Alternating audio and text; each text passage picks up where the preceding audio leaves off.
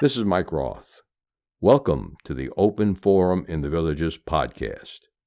In this show, we're going to talk to leaders in the community, leaders of clubs, and interesting folks who live here in the villages to give a perspective of what's happening here in the villages and information that I think all villagers should have.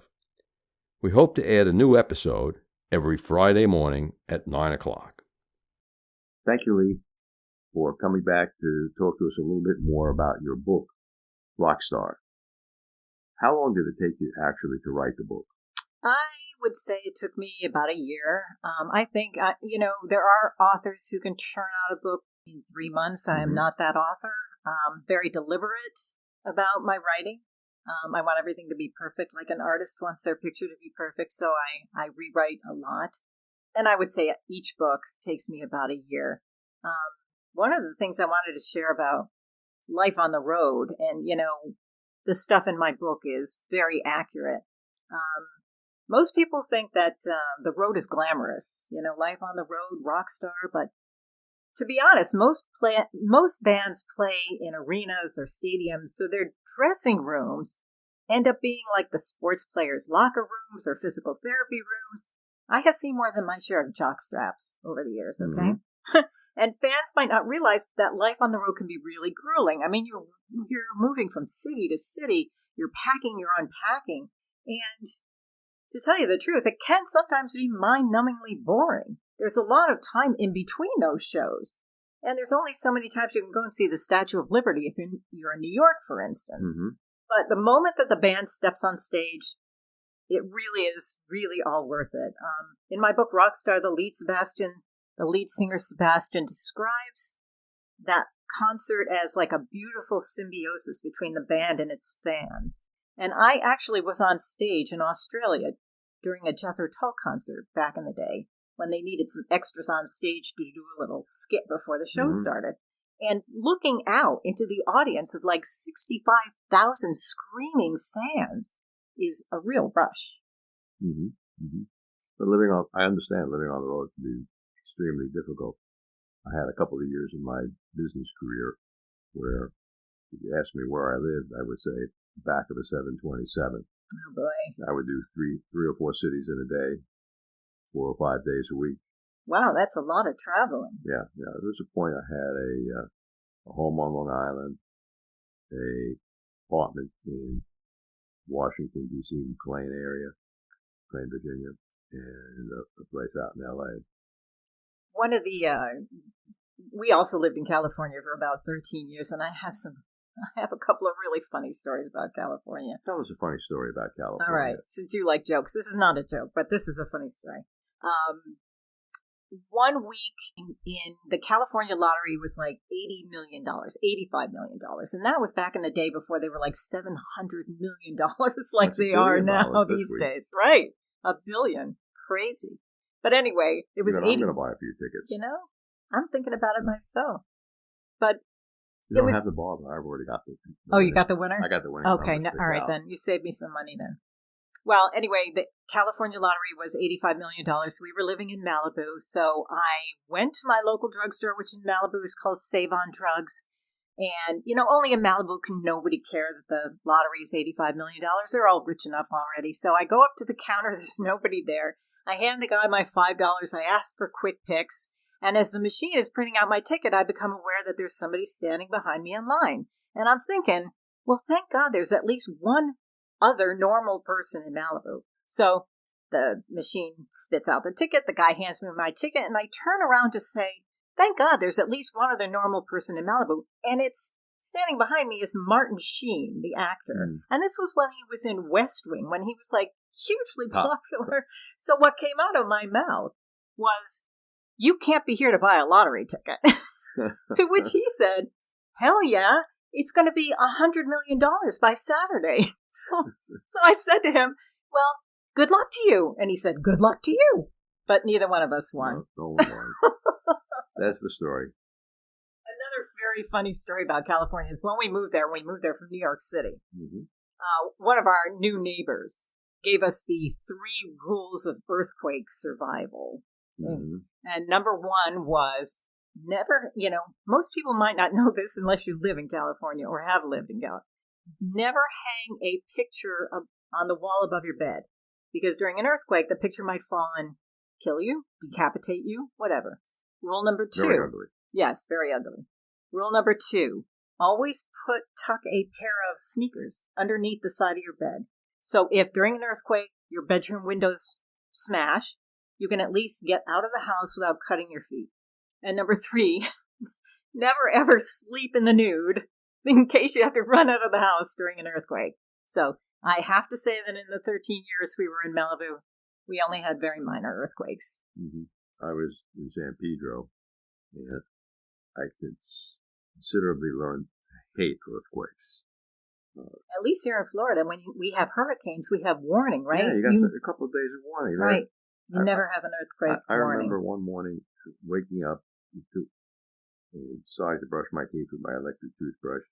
My wife had left home to go to work, and there was this earthquake, and they teach you, stand in a doorway, okay? Stay in your house. So the first thing I did is I dropped the toothbrush, and I went downstairs. I have no idea if my feet ever touched the stairs, but I found myself outside of my condo, staring at the plate glass window in the front with waves in it. Oh, my. And after it was over, I said, that was a pretty stupid place to stand. The plate glass window broke. But it was really interesting to see that glass can wobble that much. I was an earthquake virgin until 1990 in Tokyo with the Rolling Stones. Mm-hmm. We were in a hotel with many stories, and it was about 4:30 in the afternoon, and I was getting ready to go down to rehearsal. And all of a sudden, your body reacts before your mind realizes mm-hmm. what's happening. So all of a sudden, I felt like wobbly, and so I spread my legs so I wouldn't fall over, and then I could see the whole building tilting from side to side, and I went, oh my gosh, we're having an earthquake. And so then I ran out of the hotel room. I was already in my coat, and they say never take an elevator during an earthquake, and our room happened to be right there at the lobby, and the elevator doors open, the cab of the elevator is full of people, and I just yell at them. I go, you're not supposed to be in an elevator during an earthquake. And the Chinese or the Japanese guy who was operating he said, come on in, step in, we're prepared for this, come on in. So I got in, and we rode all the way down to the lobby, and there were a lot of people in the elevator car who were from the tour. And we get to the lobby, and we're all huddling in one corner. All of these Japanese people who are so used to these earthquakes, and, they've dealt with them, and they're just going about their business. And we're all huddled, nervous wrecks in one corner. Yeah. I remember walking back into my home in L.A. after that earthquake and hearing this buzzing noise and being scared that a gas pipe or water pipe had broken. And I finally got upstairs.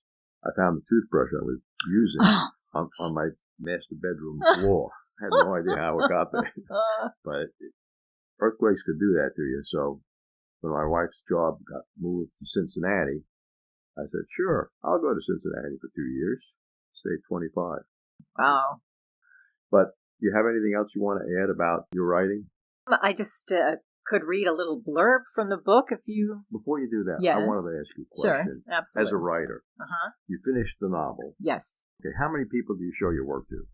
Well, I belong to a critique group here, and there are about 4 people in it. One of them is a New York Times and USA Today best-selling author, and I trust her feedback very much. I had a critique group in Los Angeles as well. I don't think you should have a critique group more than 4 people, because honestly, if you get feedback from 3 other people, if you get feedback from any more than that, it's going to start messing with your creative head, and you're going to start thinking, can I even write? I think it might be confusing. Yes, they invariably have different opinions, but in the end, you are the author, and what resonates with you is the advice you should take. Good. You said you wanted to read a little bit of a blurb on Rockstar. Yes, if you'll allow me. Go ahead. Okay. To change into my serious reading voice. The Audible audiobook. Audible audiobook voice. Do you have your books, by the way, on Audible? I don't, and it's because basically it's so expensive to do. I know this critique group partner had one of her books on Audible, and she said she wound up paying like $6,000 for, the voiceover people, the editing of it, and I don't know that she's made that money back. It can be a very expensive proposition. So not yet. Mine are in print and on ebooks, but not yet in Audible. Mm-hmm. I know that I personally prefer to listen to a audiobook, and if the audiobook has enough content, serious content, then I'll buy the hard copy. Well, I love audiobooks also, but they are much more expensive than even a print version. Sure, you need to have good audio talent, right. Voiceover people to record it, and it's got to be edited superbly. Right.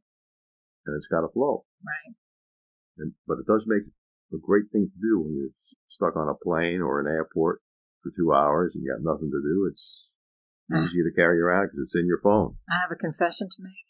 Yes. The only audiobooks that I own are the Twilight series, Stephanie Meyer. Mm-hmm. I don't write about vampires, but when I was younger, when those books first came out, oh my gosh, I love those books so much that those 4 books are the only ones that I have on audio.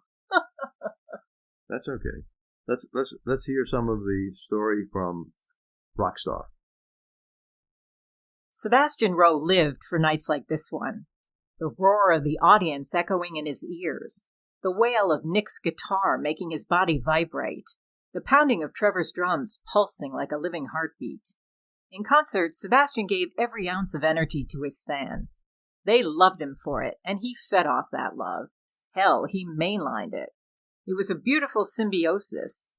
And this moment of anticipation before each song started was like delicious foreplay, a breathless excitement that danced along his nerve endings. The first recognizable notes of the song, I Can't Live Without You, launched into the air, and the roar of the crowd became thunder. Even with his in-ear monitor, Sebastian could hardly hear Nick's guitar to listen for his cue to start singing. But he knew this song as well as he knew his own name, so he strutted to the front of the stage, throwing open his arms in a show of embracing them all, every single person out there in the audience. The roar got even louder.